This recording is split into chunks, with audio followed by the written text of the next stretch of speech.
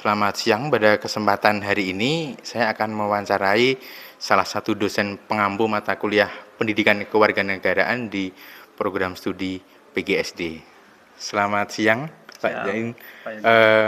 Maaf, mungkin bisa memperkenalkan terlebih dahulu, Bapak. Terima kasih. Selamat siang, nama saya Pak Zain Ahmad Pauji. Saat ini saya mengampu mata kuliah Pendidikan Kewarganegaraan. Mungkin itu Pak Yogi yang bisa saya kenalkan. Terima kasih Pak Zain. Jadi beberapa waktu yang lalu saya sudah melakukan wawancara juga dengan beberapa dosen pengampu di mata kuliah Pendidikan Kewarganegaraan. Nah, salah satu kendala di mata kuliah ini tentang PKNSD ini, apakah benar belum ada buku atau referensi yang khusus memuat capaian mata kuliah Pendidikan Kewarganegaraan SD, Bapak? Mungkin sampai saat ini yang saya tangkap juga masih belum sih Pak. Mungkin begitu. Nah, terkait belum adanya istilahnya bahan ajar, modul ataupun materi khusus untuk mata kuliah ini. Nah, di dalam salah satu tugas di Latsar ini saya bertugas untuk mewawancarai Bapak terkait dengan bagaimana pemanfaatan teknologi informasi. Nah, khusus untuk merancang, membuat modul pembelajaran ataupun bahan pembelajaran yang khusus tentang CPMK di mata kuliah Pendidikan Kewarganegaraan. Mungkin Bapak bisa memberikan masukan atau saran baiknya pengembangan modul PKNSD yang memanfaatkan teknologi informasi itu yang bagaimana, Bapak? Silakan. Baik.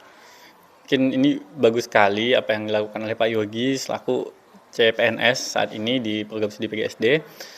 Memang sampai saat ini kami juga mungkin beberapa dosen sudah melakukan rancangan, namun sampai saat ini masih belum tercapai dengan baik. Alangkah lebih baiknya misal Pak Yogi bisa membuat inovasi baru, bisa membuatkan modul yang kiranya mempermudah mahasiswa untuk mengaksesnya. Karena beberapa mahasiswa juga kondisinya saat ini masih tidak semuanya full bisa tatap muka di kampus, entah mereka bisa kegiatan MBKM atau kegiatan lainnya, sehingga apabila mereka harus mengambil buku ke perpustakaan atau harus meminjam buku cetak, mungkin mempersulit mereka juga akan tertinggal perkuliahan.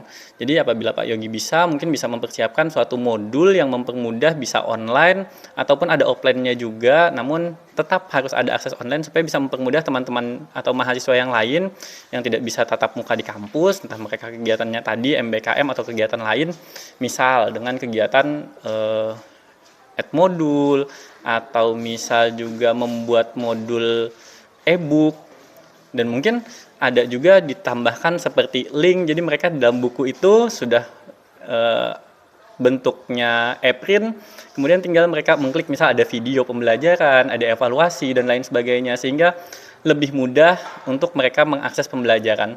Mungkin ada barcode-barcode tertentu juga supaya lebih kekinian di mahasiswa saat ini. Mungkin itu Pak Yogi gambaran yang sebenarnya juga harapan dari kami itu bisa tercapai. Jadi kalau kita bersama-sama, mungkin apalagi ada Pak Yogi sebagai dosen baru yang semangatnya masih tinggi, bisa lah kita sebagai tim membuat dan menciptakan itu semua. Baik, terima kasih Pak Zain atas masukannya.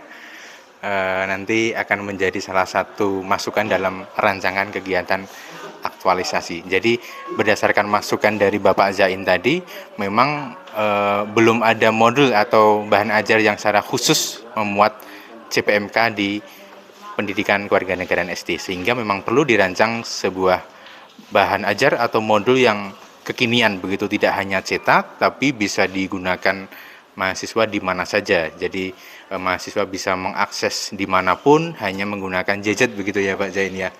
Nah, mungkin bisa juga dengan cetak tapi tersedia link-link atau barcode sehingga mudah untuk diakses oleh mahasiswa. Demikian, terima kasih Pak Zain atas waktunya. Selamat siang. Nah, kali ini saya akan melakukan wawancara dengan salah satu penerima manfaat, ya, pemanfaat dari bahan ajar yang sudah menggunakan bahan ajar yang sudah ada dan maupun sudah pernah mengambil mata kuliah PKNSD. Nah, ini ada dengan Mbak siapa? Bisa memperkenalkan diri? Nama saya Prima Mega Puspita dari semester 7. Semester 7 ya? Nggih.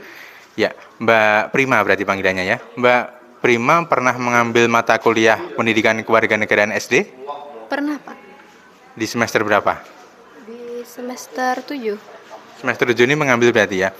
Kalau di mata kuliah ini buku atau materi ajarnya biasanya bagaimana, Mbak? Biasanya saya ambil buku dari Ibu Ruminiati, cuman menurut saya masih belum lengkap, Pak. Jadi, saya ada tambahan cari dari jurnal lain misalnya, Pak. Seperti itu, Pak. Jadi masih nambah materi dari jurnal, dari Google begitu ya. Nah, artinya kalau untuk bahan ajar atau modul yang khusus di mata kuliah ini sudah ada apa belum? Belum ada, Pak. Belum ada. Jadi pakai buku yang fotokopian itu kah? Iya, pakai buku fotokopian, Pak. Fotokopian itu. Oke. Jadi rencana Bapak ingin mengembangkan modul atau materi ajar yang khusus memuat materi tentang mata kuliah pendidikan kewarganegaraan SD. Nah, saat ini kan sudah teknologi sudah maju ya, udah ada digital, semua orang pakai handphone ya kan, semua juga pakai laptop juga kan. Nah, kira-kira kalau Bapak tanya modul atau bahan ajar seperti apa yang kekinian, yang menggunakan teknologi informasi yang Mbak Prima inginkan? Maunya sih, Pak, dalam bentuk cetak, tapi kan, maunya ada yang lebih lagi gitu, Pak, bisa melalui website atau online. Maunya karena sekarang sudah seperti kata Bapak tadi, semua megang handphone, maunya tuh ada yang pakai link atau barcode seperti itu, Pak. Jadi bisa memudahkan untuk kami, memahami materi kembali. Misalnya ada link untuk memahami materi dan ada gambar untuk seperti mind mapping untuk memahami tugas-tugas kami, Pak. Jadi ada barcode nanti di-scan pakai kamera HP gitu ya? Nah, jadi kalau dari link itu artinya nanti isinya apa kira-kira kalau link itu biasanya? Materi misalnya atau tugas-tugas. Jadi materi atau tugas-tugas itu dibuatkan link, jadi misalkan di buku nggak ada itu bisa jadi referensi gitu ya. Selain itu, Video, ya maunya ada video yang bisa di-scan gitu, Pak, dari barcode. jadi video pembelajaran tapi dapatnya dari barcode itu ya. Iya.